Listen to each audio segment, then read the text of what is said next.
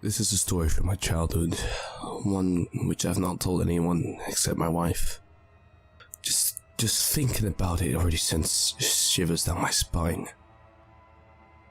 I grew up in a small house with just my mother. It was a nice little house, with 2 bedrooms upstairs, a small living room, a kitchen on the main floor, and a basement where I kept all of my toys. The basement had a small storage room in the back, lit by a single light bulb. It wasn't until I was 7 years old that I started to get scared to go down there. It was a dark, rainy night as I played with my Legos in the basement. Rainwater slowly dripped through the window and down the cement wall. It was cold down there that night, more so than usual. I was wrapped up in my hoodie and a blanket as I played, while attempting to build an airplane out of my Legos, which I liked. I suddenly got a chill down my spine, followed by the overwhelming feeling of being watched. I turned and looked behind me, toward this dark storage room. Something drew my attention to the room, but I couldn't see what it was. It seemed darker than usual. I didn't think a room could get that dark, especially with the lights on in the room.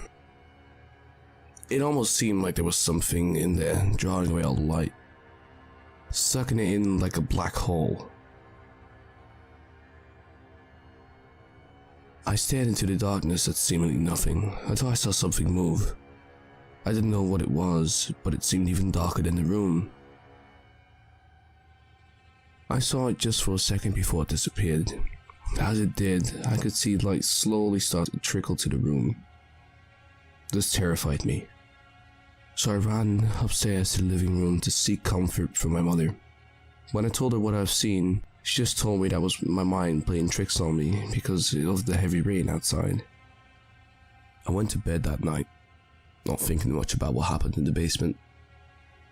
I lay back in my bed, my eyes closed, like just any other night. I fell asleep rather quickly. Although I fell asleep like it was a normal night, the night was less normal. I woke up that night with the feeling of being watched. I opened my eyes to see nothing but darkness. I couldn't even see the light from the street light outside my window. Thinking that was maybe my blinds were closed, I looked across my room from the soft green glow of my alarm clock, but it wasn't there. At that moment, I realized that this was a lot like the darkness I had seen in the basement, and it scared me. My fear doubled in an instant when I thought I saw movement in the darkness. In my terror from seeing that there was something in my room, I pulled my blankets over my head and screamed. In the midst of my scream, I heard my door open, and a soft call from my mother. As she sat down on my bed, I slowly pulled out my blankets off from my head and looked around my room. The light had returned to my room, and I could see now the soft glow of the alarm clock blinking at 12:17 a.m. and the light from the street light outside my window with my blinds fully open. My mother asked me what was wrong, and I told her what happened. Reassuringly, she told me that it was just a nightmare and to go back to sleep. She gently kissed my forehead and left my room, closing the door behind her. It was hard for me to fall asleep after that, so I just watched my clock tick away the minutes. This went on for about 2 or 3 months, staying at this level of activity. Nothing more than the feeling of being watched in the darkness. However, that all changed on Halloween night. It was a typical Ontario Halloween night. Cold, windy, and rainy. I had returned to that night trick-or-treating with my mom at about 8 o'clock and went down the basement to play with my toys for a bit before bed. I could hear the rain tap against the basement window, and the wind whistling as it blew between my house and my neighbor's house. Something was unsettling in the basement that night, more so than usual. As I played, I thought I heard sounds coming from the storage room, but every time I looked, there was nothing. This was nothing strange to me, as it has been happening for the last few months, so I continued to play. I played for about 10 minutes when the power suddenly went out, and that's when everything changed. As soon as the power went out, I heard more movement from the storage room behind me. I immediately looked behind me to see a quick flash of red light and then the darkness. As I stared, I could hear footsteps from the dark room, but I could see nothing. The footsteps slowly made their way toward me, the darkness somehow getting darker as they approached, until they suddenly stopped.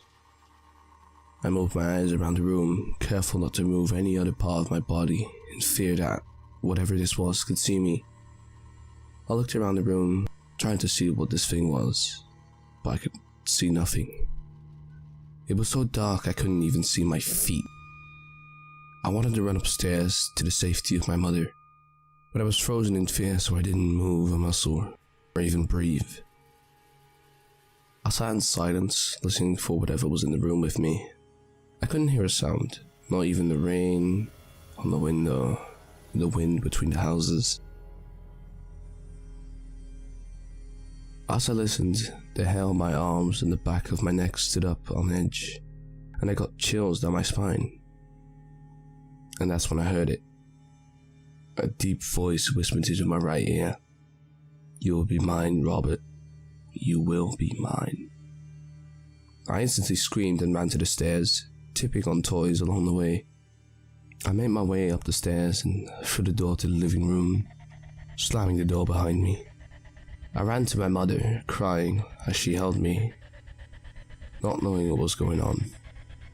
I told her what happened, but she just told me it was my mind playing tricks on me again.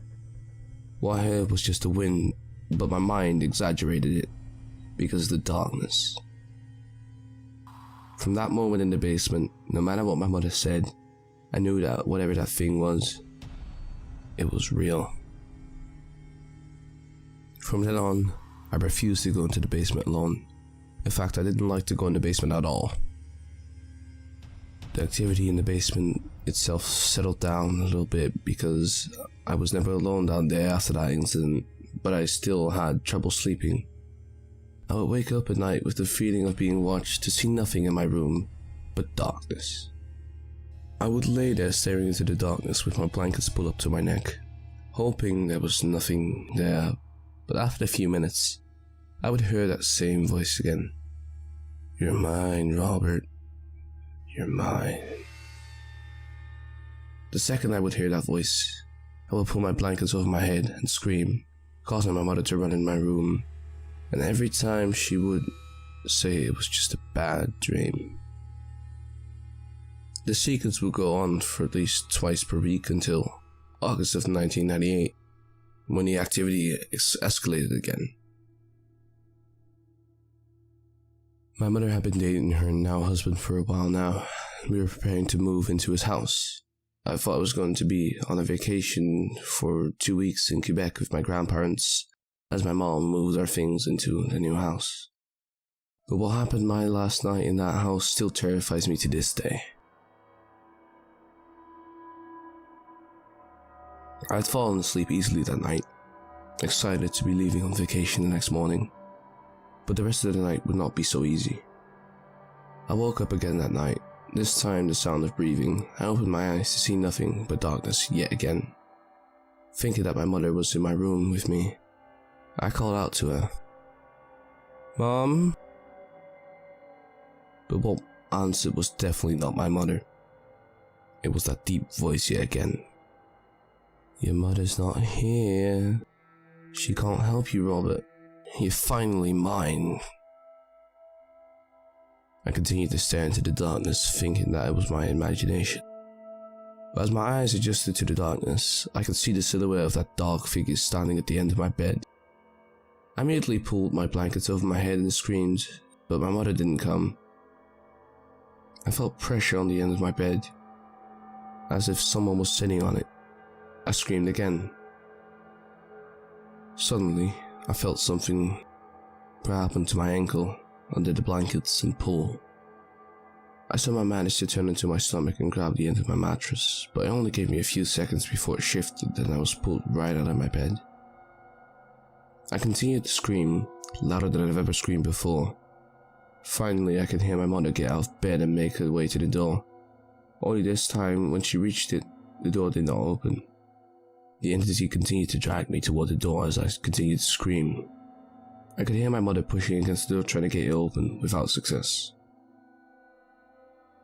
As it dragged me across the carpet, I tried to grab onto anything that I could, but the only thing that seemed to be working was the foot of my bed.